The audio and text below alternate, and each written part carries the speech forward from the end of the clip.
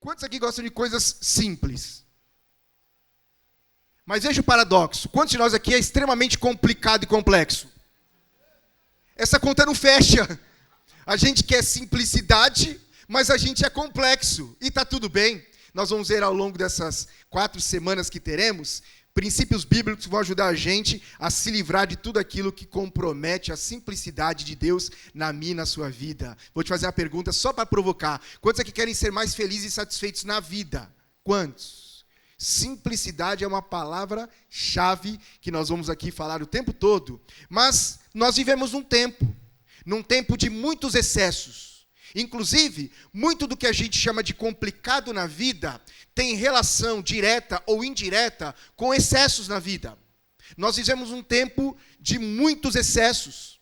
Excessos de atividades, excessos de informações, excessos de preocupações, excessos de telas no plural, telas, excessos. E todos esses excessos contribuem para muito daquilo que a gente chama de complicação na minha e na tua vida. Que nos fomenta a complicação na vida, que tira a beleza da vida, que tira a coisa mais essencial da vida, que é a contemplação. Muitos de nós não contempla. Tem gente que diz assim, pastor, eu saio quando o sol ainda não nasceu.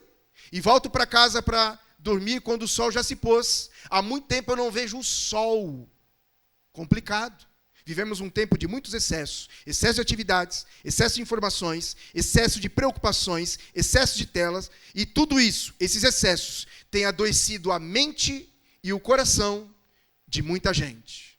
Repito aqui, que o excesso ou os excessos da vida têm adoecido a mente e o coração de muita gente. Muita gente se sentindo esgotado.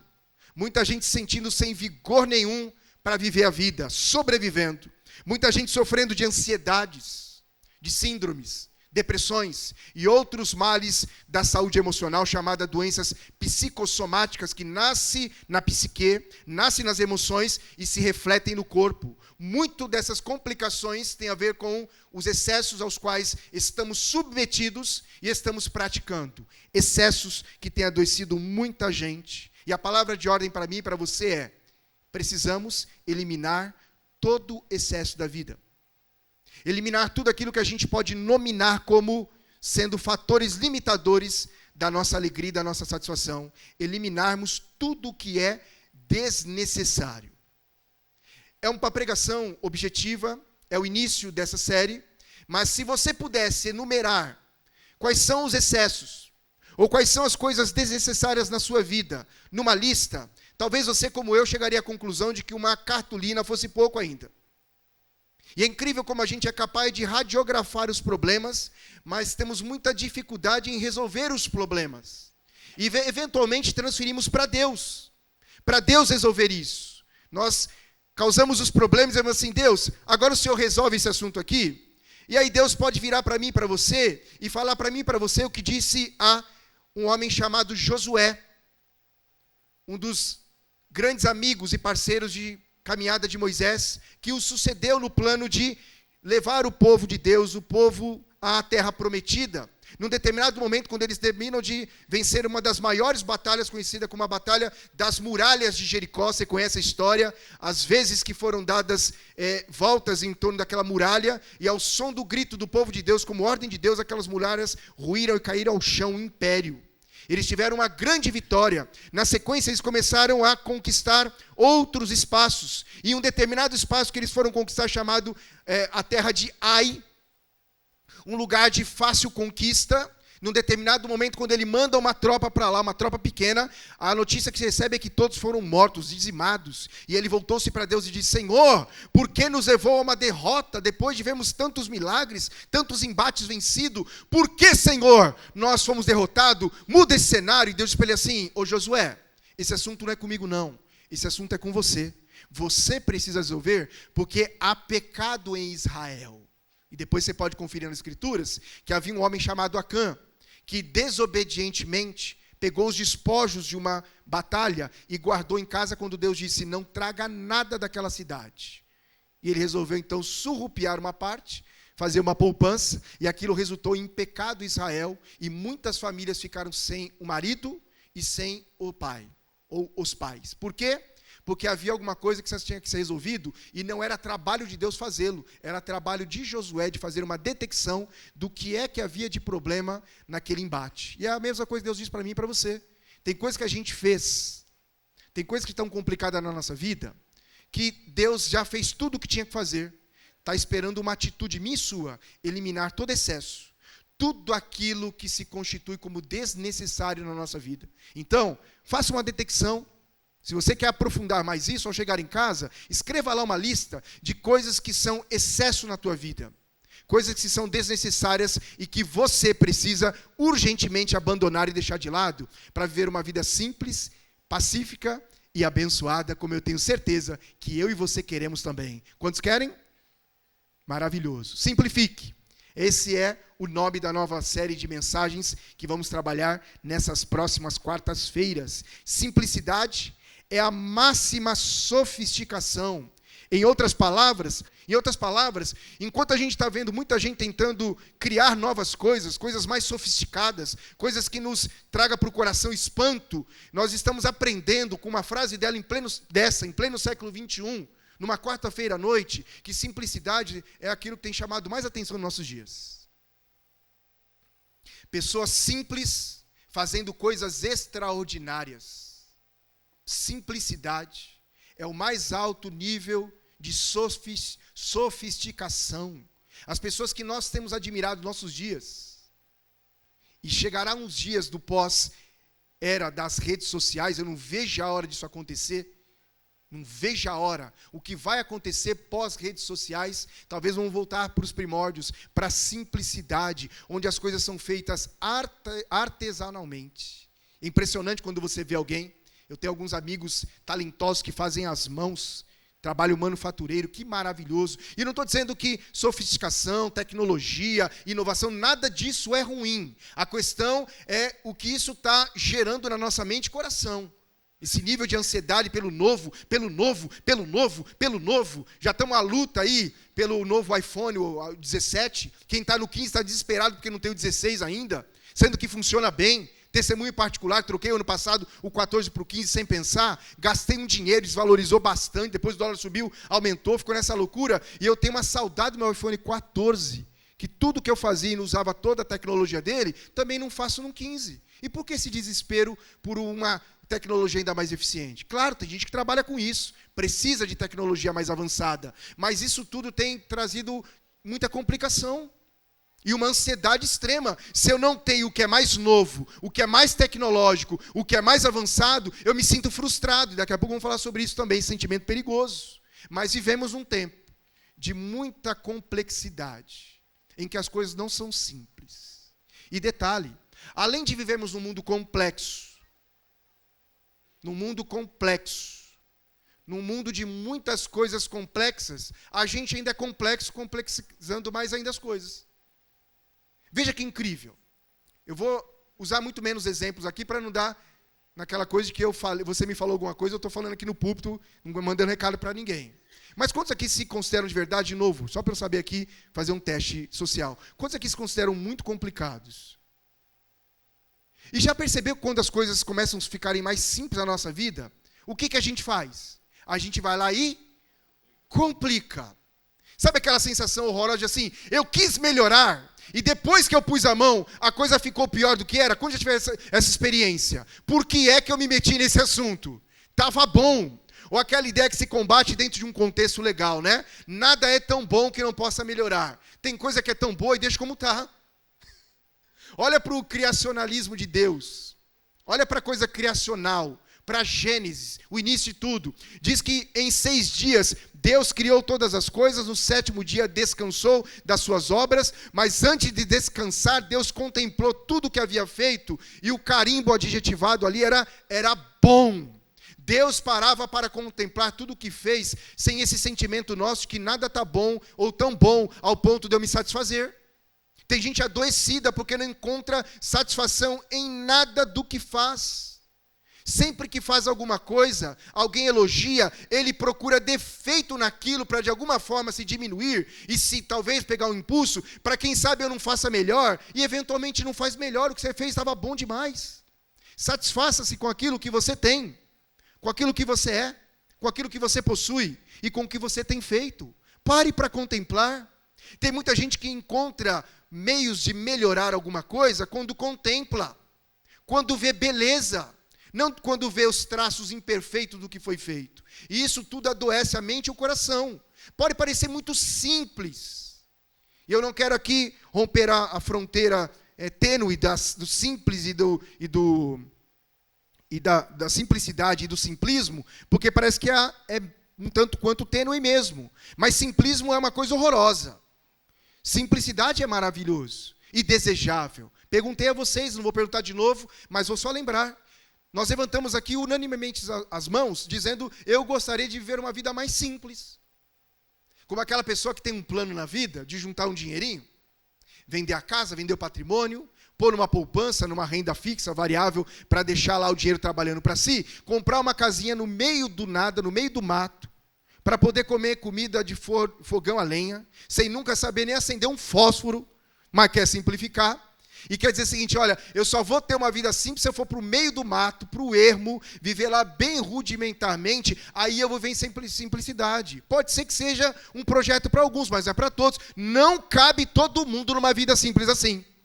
Nós vamos ter que ser simples, ou viver de forma simples na vida, numa metrópole convulsionante como São Paulo. Cheia de gente. Uma disputa por espaço. Quantos aqui pegam o metrô durante a semana? Você quebra a lei da gravidade todo dia lá. 2 corpos têm ocupado, sim, eventualmente 10 corpos, o mesmo espaço no tempo. Uma doideira. Como viver uma vida simples numa metrópole tão complexa, tão complicada como a nossa? Esse é o desafio. Não é Deus tirar a gente de onde está, levar a gente para um ermo para viver lá. Até porque algumas cidades, chamadas cidades da grande metrópole, um pouquinho mais afastado, não tão interior assim, já estão urbanizadas demais. Vai em Sorocaba, São José dos Campos, Campinas, nem se fala.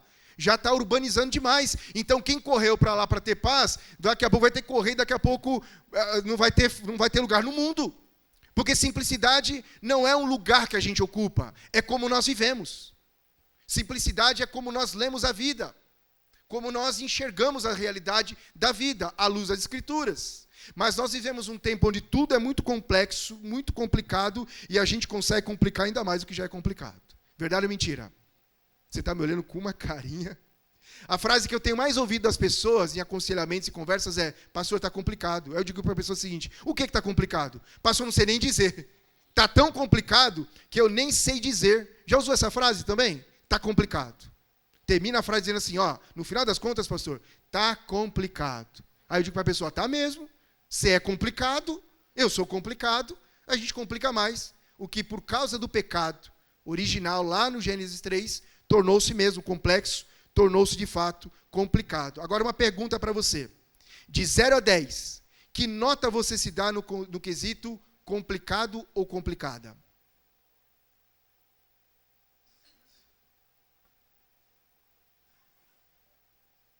De 0 a 10, que nota você se dá no quesito complicado? Nota 10. Alguns corajosos vão dizendo aí. Mas, enfim, só para a gente pensar, é só uma reflexão para o nosso coração. Agora, eu queria observar com vocês 3 textos bíblicos. 3 textos bíblicos na sequência, em versões diferentes, que vão aparecer aqui na tela, mas você pode recorrer à tua Bíblia também. Abra aí em Mateus 11. Mateus capítulo de número 11, dos versos 28 a 30, vai ser a nossa leitura aqui. Mateus 11, dos versos 28 a 30, sob essa ótica, uma vida simplificada. Simplifique é o tema da nossa série, e daqui a pouco eu falo o tema, então, aqui da nossa meditação nessa noite. Abriu a sua Bíblia aí? Muito bom. Muito bom. Mateus capítulo 11, dos versos 28 a 30. Então, nessa série aqui, nós aprenderemos princípios práticos para simplificarmos a vida. Quantos querem? 4 semanas para você não perder de jeito nenhum, porque olha, nós vamos falar sobre simplifique a sua fé, vamos falar sobre uma espiritualidade saudável. Em dias onde as pessoas falam muito sobre espiritualidade, o que as Escrituras falam sobre isso e o que nós devemos tratar como muito prático para a nossa vida, nos libertando de qualquer excesso, de tudo aquilo que pode ser um engodo para a nossa vida. Então, nossa fé. Vamos falar sobre simplifique seus relacionamentos. Como é que estão os seus relacionamentos? Nós vamos falar sobre isso à luz das Escrituras, princípios práticos que vão nos ajudar a viver uma vida simplificada nos relacionamentos. Vamos aprender com Jesus a priorizar o que é de fato importante nos relacionamentos. A terceira mensagem, na verdade aqui, terceira não, mas a terceira agenda nossa aqui dentro da série é agenda. Simplifique a sua agenda. E a agenda fala da nossa rotina. E dando um spoiler para você, pastor César, que estava aqui agora há pouco me sucedendo, ele vai falar sobre esse assunto. Como simplificar a nossa agenda e tornar a nossa agenda uma rotina agradável e abençoada no contexto que vivemos. Vamos ver isso. E nós vamos falar também sobre princípios práticos para simplificar o nosso coração, nossas emoções. E particularmente a minha mensagem hoje é sobre expectativa. Qual é a palavra? Expectativa. Nós vamos pôr uma lupa nesse assunto aqui. Tem muita gente doente por expectativas exageradas, excessivas, inapropriadas, irreais, enfim, outros adjetivos virão. Mas hoje o nosso assunto é simplifique o seu coração, simplifique suas emoções, cuide das suas expectativas. Então agora a gente vai sim para a leitura do texto que recomendei a vocês. Então, nós estamos em Mateus capítulo 11, versos de 28 a 30, na minha versão NAA. Diz assim o texto sagrado, palavras de Jesus, registrada pelo escritor Mateus.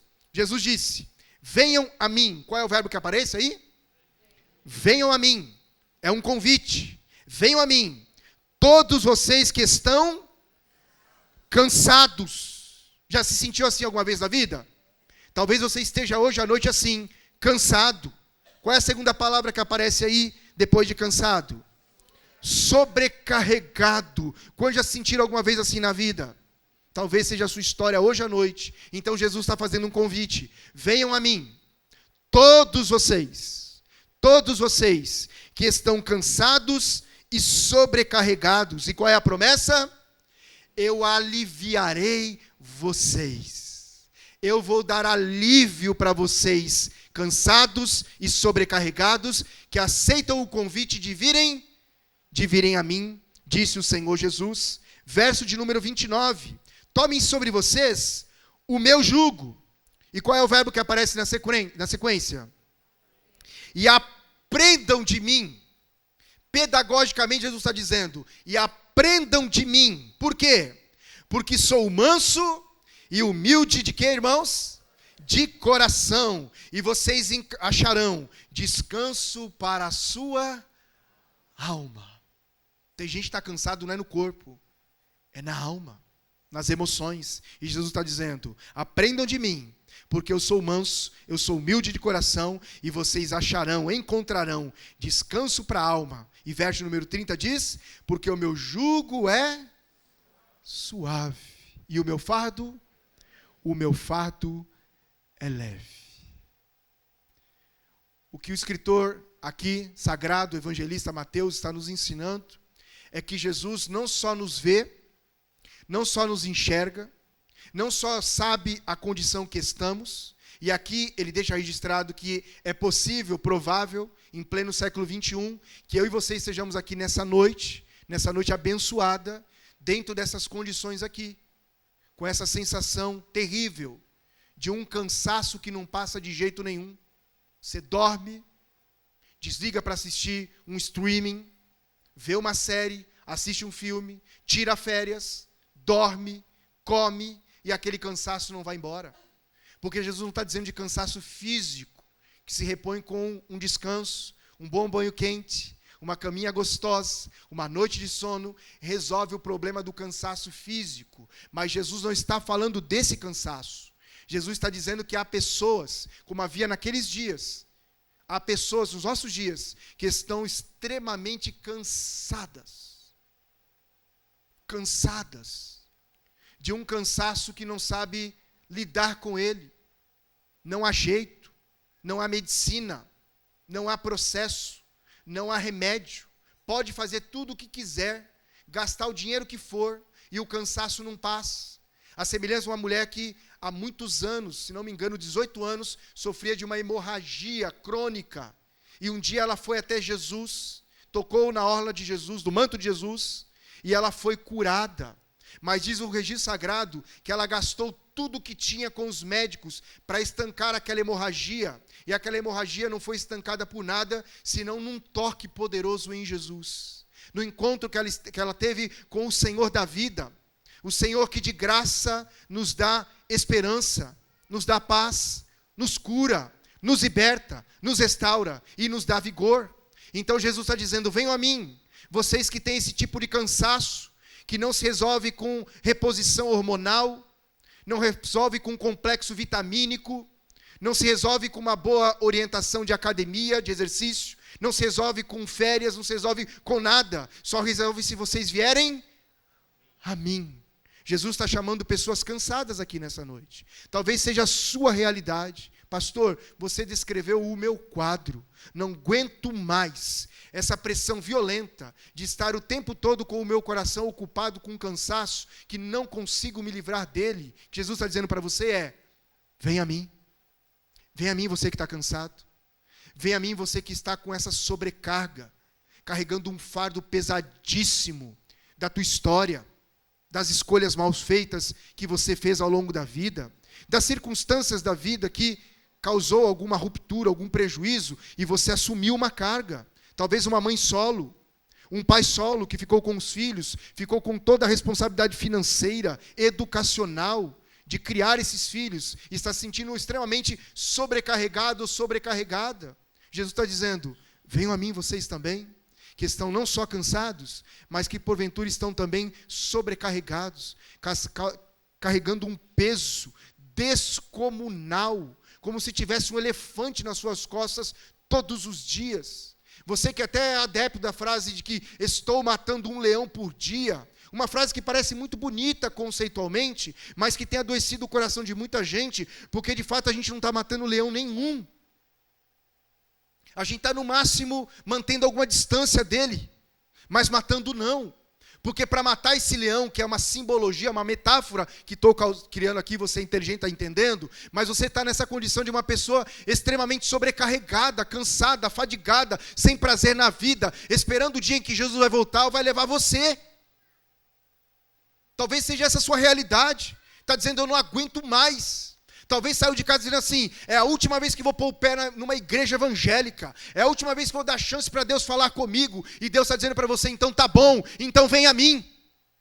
Você pode ir à igreja, pode ir a uma célula, pode falar com o pastor, pode fazer um trabalho, um tratamento, tudo isso pode ser um paliativo, mas Jesus está dizendo, vem a mim, vem a mim, vem a mim. É um convite pessoal para uma relação íntima.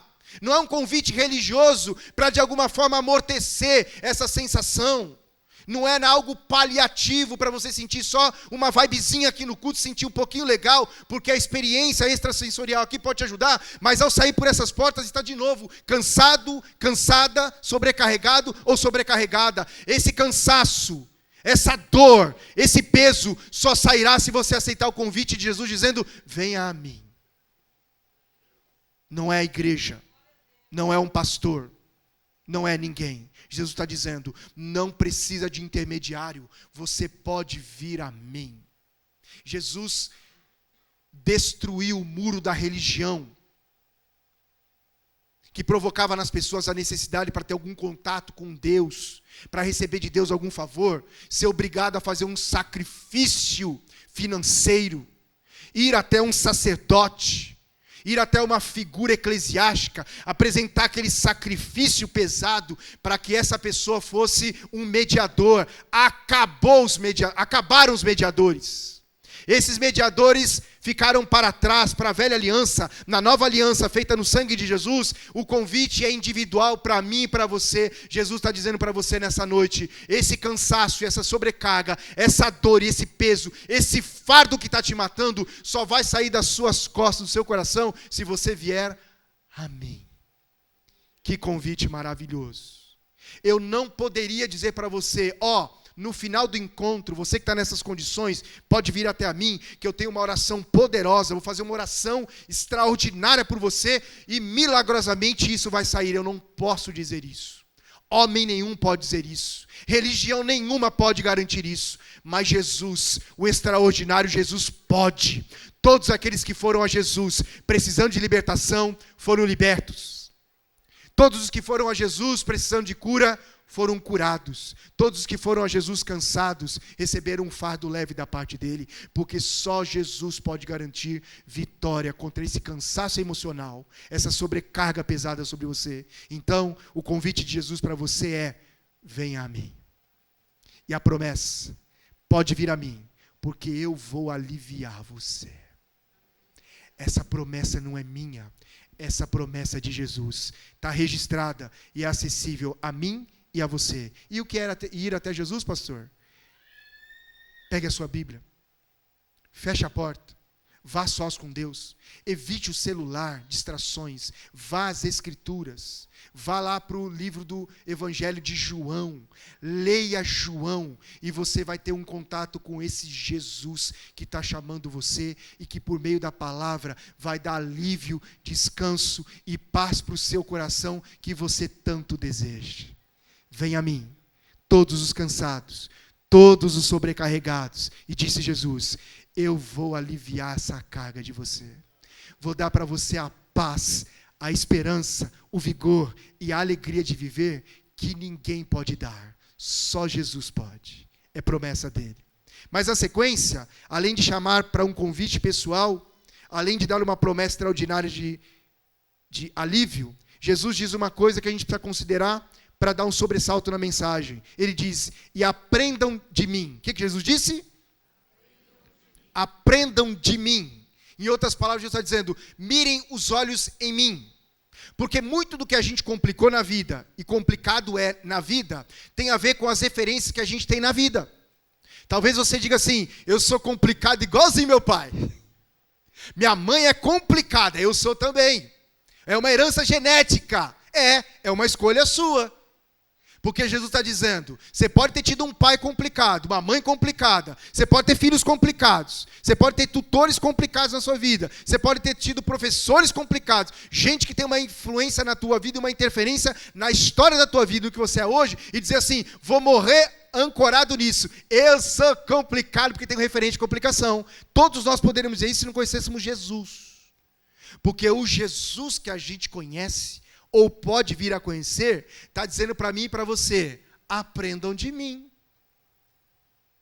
E graças a Deus que os evangelhos de Mateus, Marcos, Lucas e João, os 4 evangelhos, os primeiros 4 livros do Novo Testamento, eles focam na pessoa bendita de Jesus. Jesus lidou com circunstâncias difíceis como eu e você. Jesus teve que passar por dores, dificuldades, venceu todas elas e tem moral para dizer para mim e para você: aprendam de mim. Agora, a gente só aprende de alguém que a gente admira muito e põe luz sobre ele. Quantos aqui são pais de crianças e adolescentes particularmente? Quantos? Já reparou que eles estão o tempo todo com os olhinhos voltados para a gente? Para ver como a gente age, para ver como a gente reage, para ver como a gente interage na vida, porque eles vêm com uma história para ser escrita.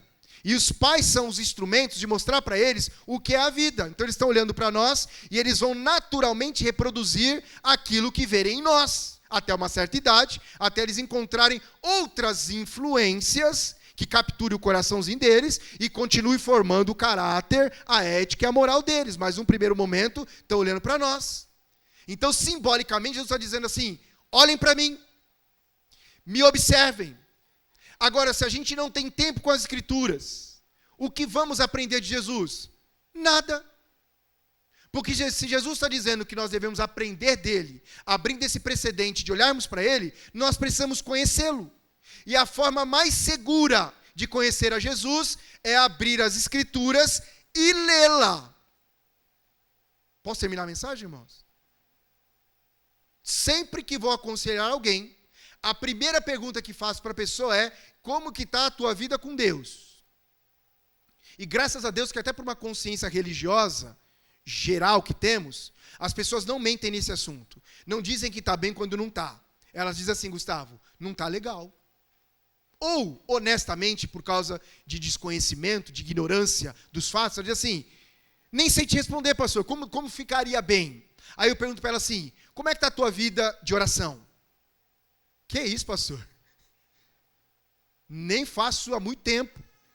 Ou faço no geralzão aqui quando tem um desafio num culto de domingo ou de quarta. Tá bom. Como é que está o seu tempo, particularmente de leitura da palavra de Deus? Pastor do céu, olha o tamanho desse livro, que complexo. Jesus não podia ter mandado um bilhete com as principais recomendações? Tem que ler tudo? Eu pergunto para a pessoa: o ler tudo começa em algum ponto. O que você está lendo agora? Estou lendo nada. Aí eu digo para a pessoa: então eu concluo que a tua vida espiritual está bastante defasada. Que tua relação com Deus está completamente ainda congelada. Porque certeza, se você estivesse vivendo relacionamento íntimo com Jesus, o que significa? Separando um tempo para ler a Bíblia todos os dias, orar todos os dias, é muito provável que você não precisaria nem de mim para esse aconselhamento aqui. E ela disse para mim: é verdade. Então bora, vamos conversar, mas no final daqui vamos fazer um compromisso? Faça um compromisso de aprender diretamente de Jesus, sem nenhum intermediário.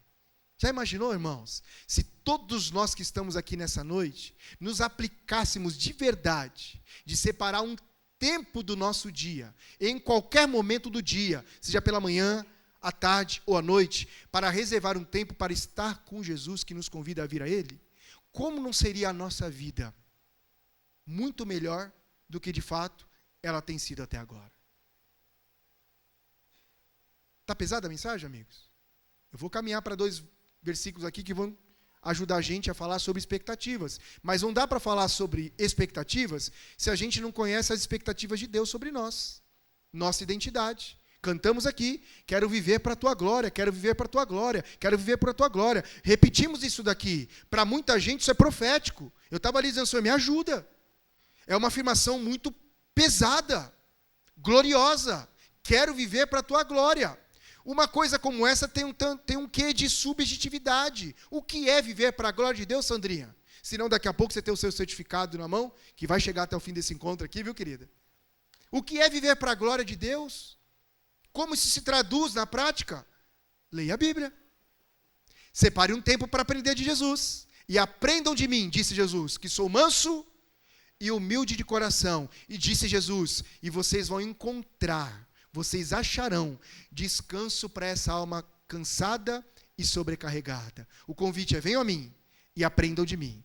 Vou dar alívio e vocês vão alcançar descanso para o coração. Amém? Até aqui? Abertura feita. Vamos para Provérbios 4, 23. Provérbios, livro da sabedoria. Provérbios 4, 23. Você me ajuda aí, Lucas?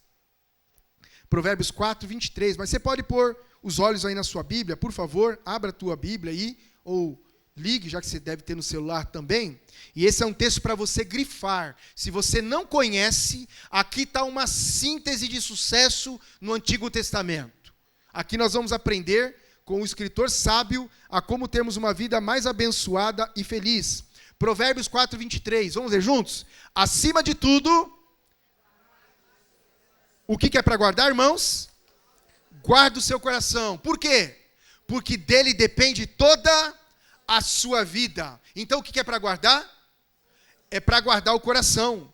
Tem gente que é boa em guardar dinheiro. É o teu caso?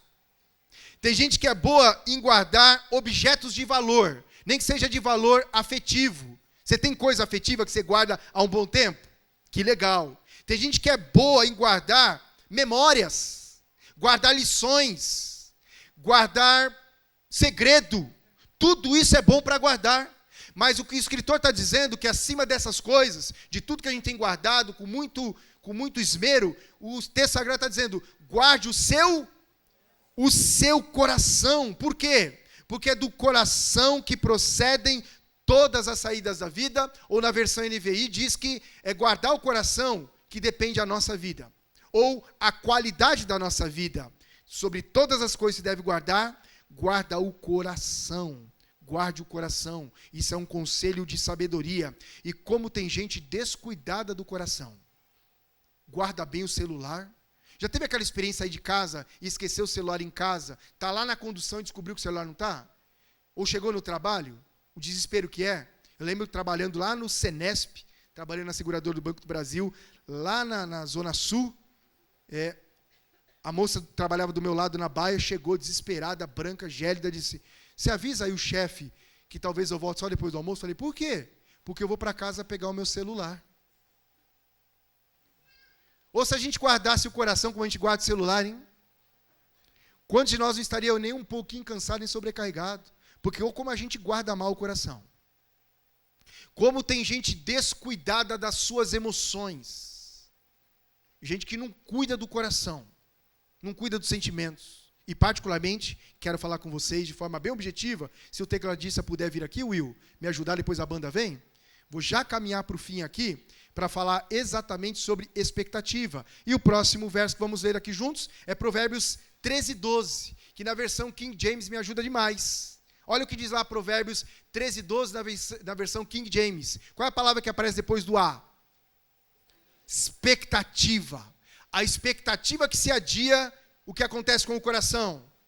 Ele fica doente, adoecido, mas o anseio satisfeito renova o vigor da vida. Vamos dizer todos juntos?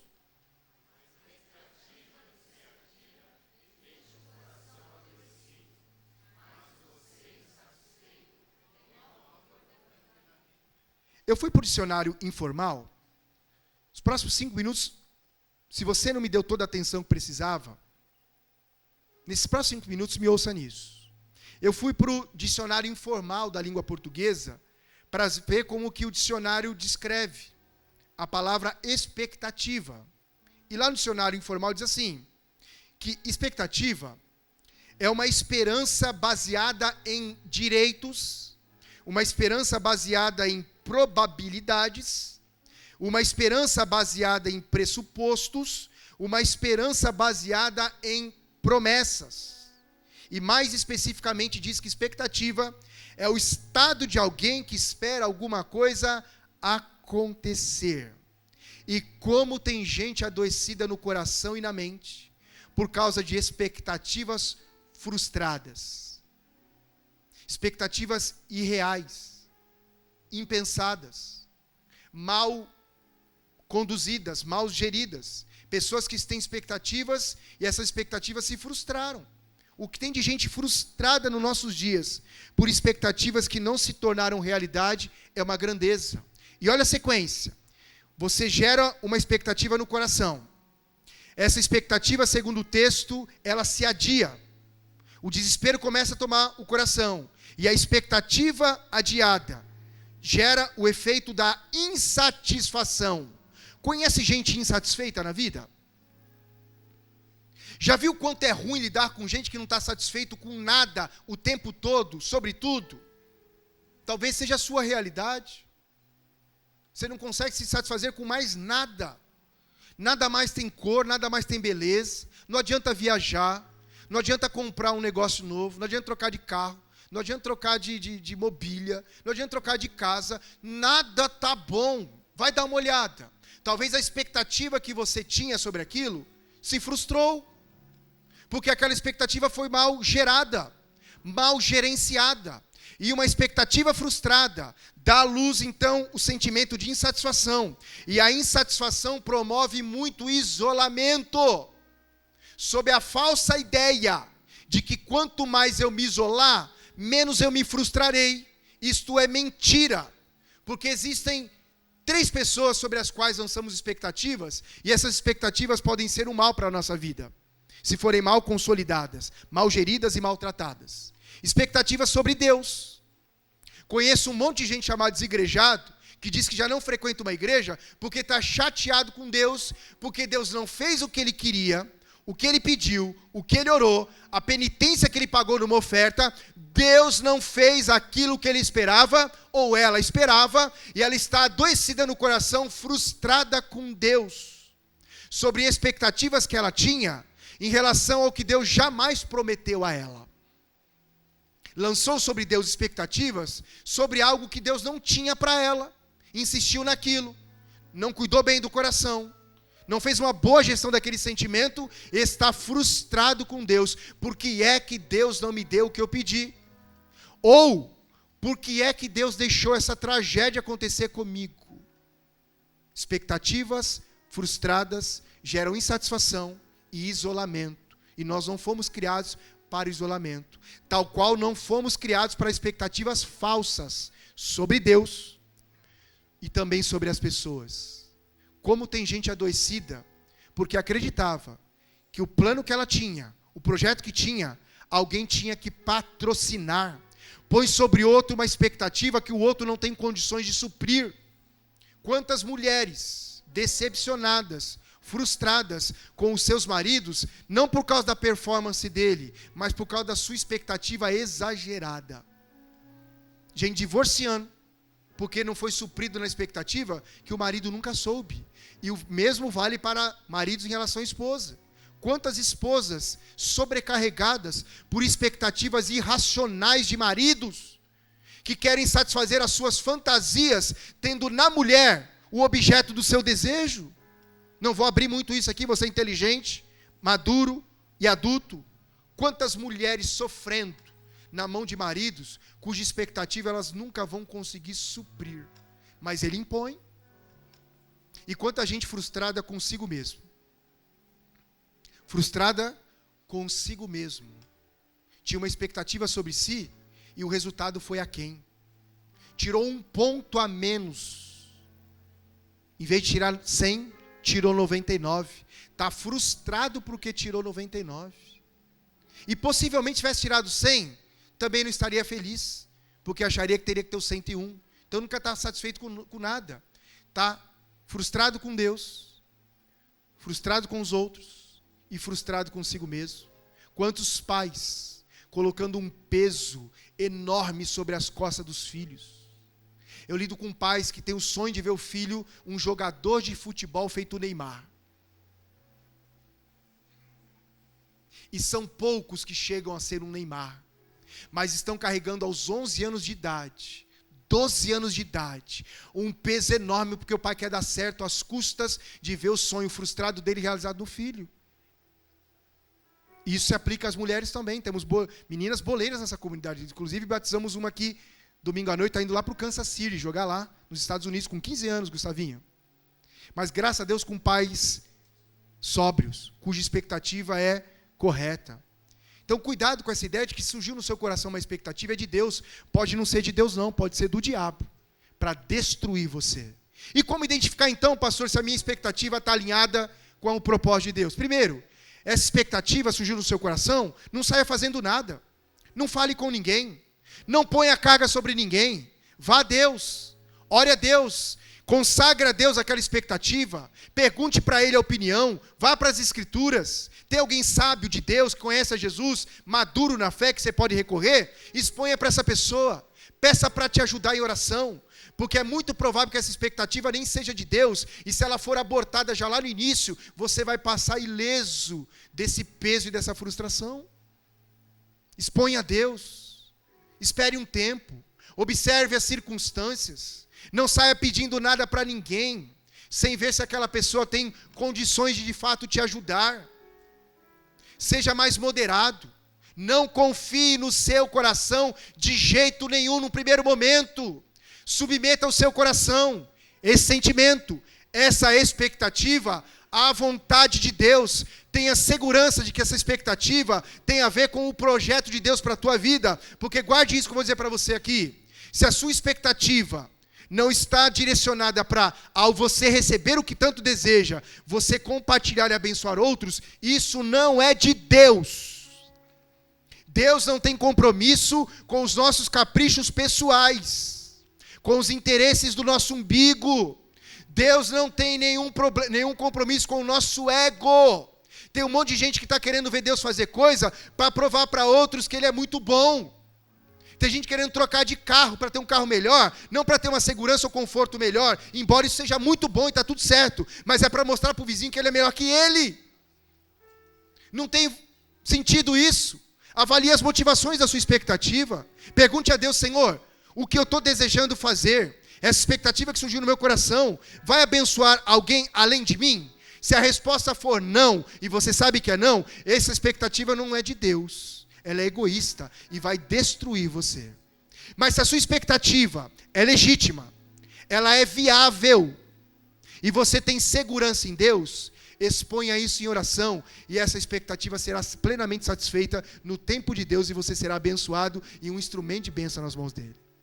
Mas o que tem de gente adoecida, eu tenho conversado com muita gente adoecida, porque a expectativa não foi suprida. E a pergunta é: essa expectativa é legítima? Pode parecer ofensiva essa pergunta, mas você é honesto, você é honesta, você é alguém que ama a Deus. Pergunte para você mesmo: isso que adoeceu o seu coração, a expectativa frustrada, ela era legítima? De fato legítima? Está alinhada com o projeto de Deus? Vai abençoar em primeiro lugar a sua casa? Vai promover a glória de Deus e vai pôr um sorriso no coração de Jesus? Se adoeceu o seu coração, é porque essa expectativa não tinha nada a ver com o projeto de Deus e você está perdendo tempo nisso.